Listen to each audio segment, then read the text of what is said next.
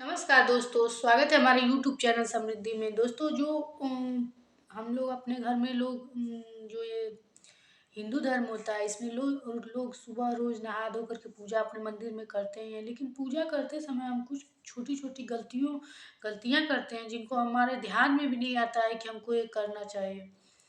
दोस्तों कभी भी अपने मंदिर को आप जगह की किल्लत होने के भी कारण आप कभी भी उसको उस मंदिर को अपनी सीढ़ी के नीचे मत रखिएगा या सीढ़ी के नीचे मत बनाइएगा।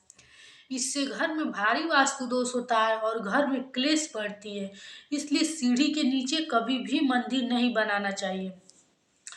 कभी भी दोस्तों जैसे टॉयलेट वाले रूम के सामने अगर वो रूम पड़ता है जिसमें आप अपना मंदिर बनवाए हो तो उस रूम में अपना मंदिर कभी भी मत रखिएगा। ये एकदम गलत है। चाहे कितना भी आपको जगह की किल्लत हो, टॉयलेट के सामने यदि वो रूम है तो आप मत बनाइएगा। टॉयलेट रूम से कभी भी आमने सामने का किचन का दरवाजा भी नहीं होना चाहिए। ये वास्तु दोष के अनुसार बहुत ही गलत माना जाता है, क्योंकि हमारे किचन में लक्ष्मी जी का निवास माना जाता है, अन्नपूर्णा माता का निवास माना जाता है, इसलिए वो एक प्रकार से मंदिर ही होता है। कभी भी उसको सामने से टॉयलेट के घर के सामने से टॉयलेट घर से सामने नहीं करना चाहिए, उनका दरवाजा आमने सामने नहीं करना चाहिए। कभी भी टॉयलेट का जो दरवाजा होता है वो मेन गेट के सामने से भी आमने सामने नहीं होना चाहिए। ये भी वास्तु दोष में बहुत गलत होता है। इसलिए दोस्तों आजकल के लोग जब भी घर बनवाते हैं तो वो वास्तु दोष को देखकर अपना घर बनवा रहे हैं, ये अच्छी बात है। लेकिन कभी भी आप लोग किसी दिशा में टॉयलेट रूम बनवा लीजिए, लेकिन ईशान कोण में यदि आप बनवा लेंगे तो निश्चित ही आपको अपने घर का तोड़ फोड़ करना पड़ेगा। इसके लिए आपको कोई भी आपको ज्योतिष बता दे कि नहीं ये उपाय कर लीजिए, ये पूजा करवा लीजिए, मैं आपको 100% कह रही हूँ कि आपको तोड़-फोड़ कराना ही पड़ेगा। ईशान कोण में बना टॉयलेट निश्चित आपको एकदम बर्बादी के रास्ते पे लेकर चला जाता है। इसलिए कभी भी ईशान कोण में यदि आपका भूल कर भी बन गया है, तो उसको तोड़वा कर आप दूसरे जगह बनवा लीजिए। लेकिन वहाँ बनाया हुआ कोई भी वास्तु दोष का उपाय काम नहीं करेगा। इसी तरह जैसे मंदिर में कटे-फटे कपड़े हों, तो भगवान को मत पहनाइए, और कपड़े जब उनका चढ़ाया हुआ गंदा हो जाए, तो वो कपड़ा उतार दिया कीजिए, क्योंकि इससे घर में नकारात्मक ऊर्जा फैलती है।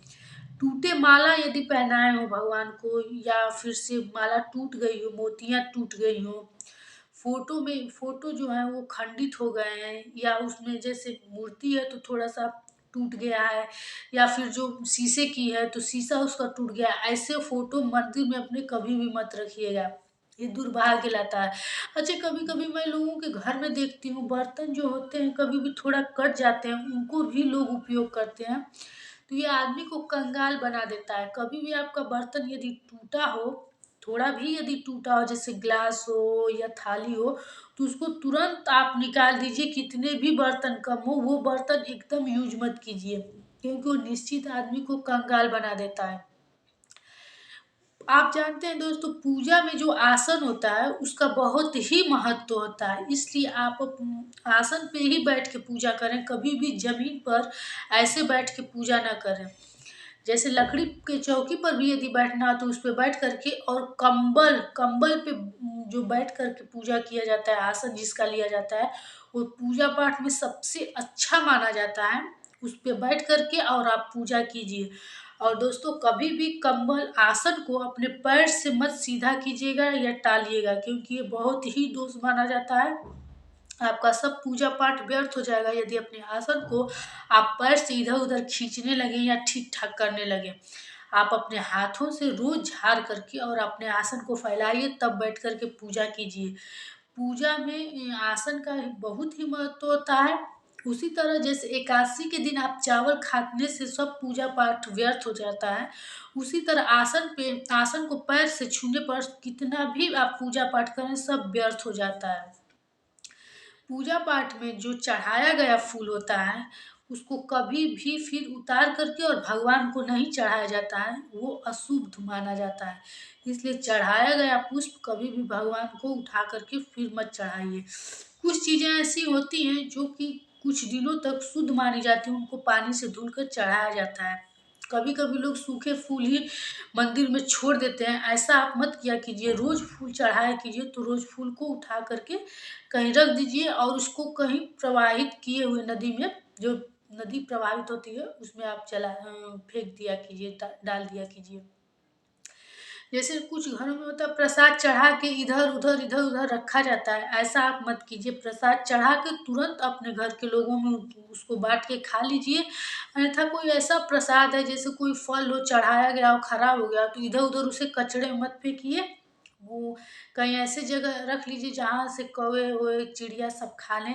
या फिर जो नदी में प्रवाहित करने के लिए सामान रखे हैं उसमें, जैसे नारियल कभी कभी चढ़ाया जाता है, खराब निकल जाता है, तो इधर उधर कचड़े में ये सब चीजें नहीं फेंकी जाती हैं। जो पूजा का एक जैसे कोई आदमी डिब्बा बना लेता है, या फिर प्लास्टिक हो, झोला हो, जो भी हो, उसमें वो सामान रखा कीजिए और हफ्ते में या महीने में जब भी थोड़ा सा ज्यादा हो जाए, उसको ले जाके किसी शुद्ध नदी में आप उसको प्रवाहित करा दिया कीजिए। लेकिन इधर उधर नहीं फेंका जाता है। कभी कभी हम देखें कि जो हम लोग बत्ती जलाते हैं दिया का पूजा पाठ में, लोग उसको अपने डस्टबिन में फेंक देते हैं, इधर उधर फेंक देते हैं कूड़े कचड़े में। ऐसा मत कीजिए, वो भगवान का बत्ती है, इसलिए उसे उसी पॉलीथीन या झोले में डाला कीजिए जो नदी में प्रवाहित करना है।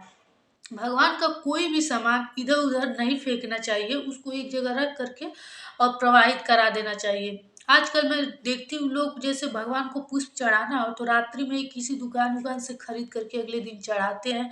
कभी भी भगवान को बासी फूल नहीं चढ़ाना चाहिए, ये बहुत ही बड़ा दोष है, अपशगुन होता है। इसलिए बासी फूल कभी कभी भी भगवान को न चढ़ाए। भले ही वो माली वो आदमी आपको बासी फूल ही सुबह दे, ये आपकी बात नहीं है, आप अपना उसको लेकर चढ़ाइए, लेकिन आप अपने हाथ से खरीद करके और अगले दिन सुबह वो पुष्प मत चढ़ाइए।